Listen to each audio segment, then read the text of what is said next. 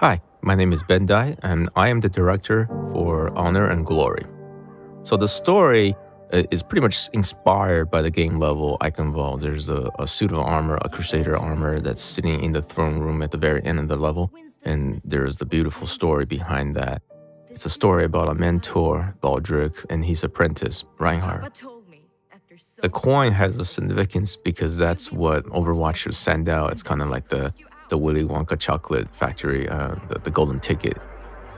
Overwatch will send these coins out as a symbol of please join us. So, that's it. You're leaving us.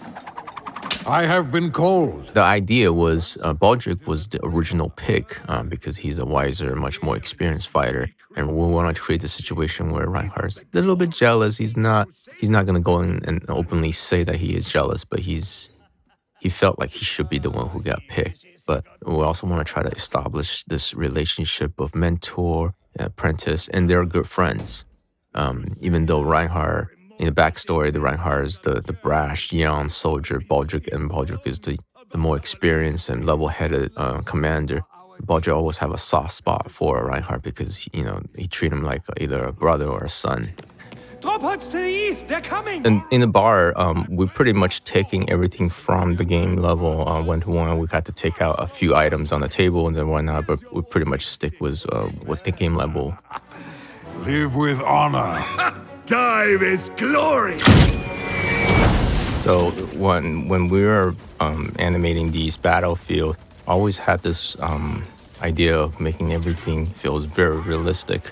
There's a challenge behind that because we have we already established this sort of Overwatch style. It's very stylized. Muzzle flashes, tracers, and explosions. So it's a challenge to try to incorporate what the game did and also what we will try to create in this short, which is the almost like the horror of the war and what the devastation it brings.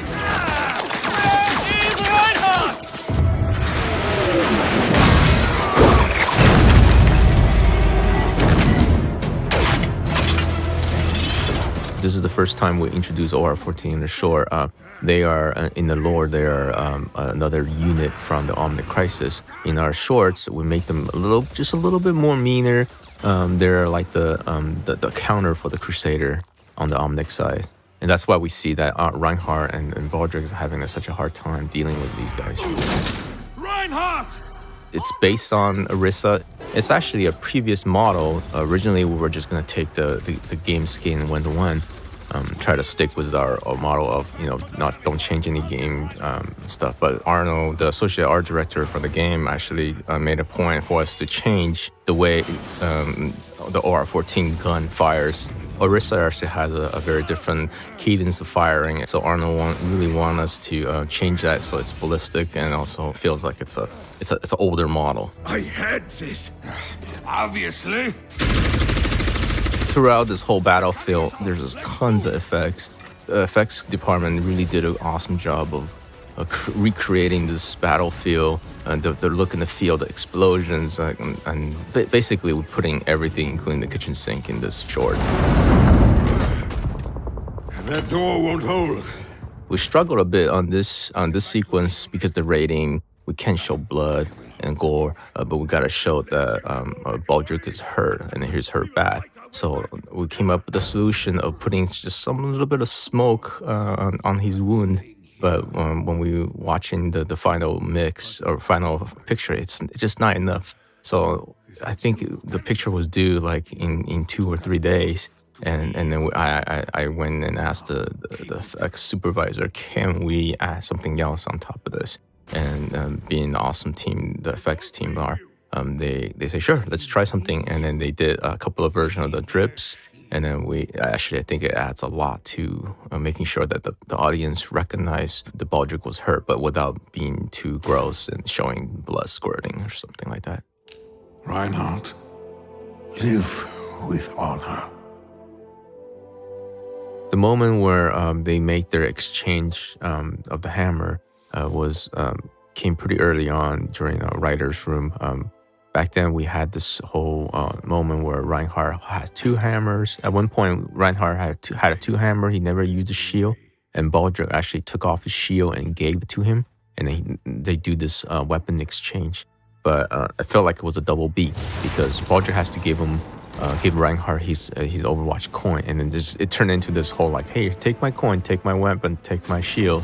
So we simplified that. So Reinhardt actually gave up his only hammer to Baldric, so that in a way it symbolized that he gave up his old way, and then now he's taking on the new role as a protector, and then showing him coming out of the wall, rescuing the two soldiers that he was making fun of earlier, which is a nice contrast. The slow motion shot, it's difficult to do every time we go into slow motion. The way we approach it here is actually animated slow.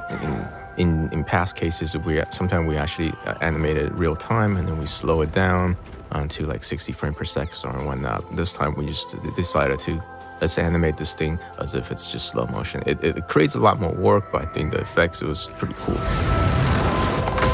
I knew I want this moment to be really dramatic and make people really feel the situation's dire, and then we see the change Reinhardt has gone through and become.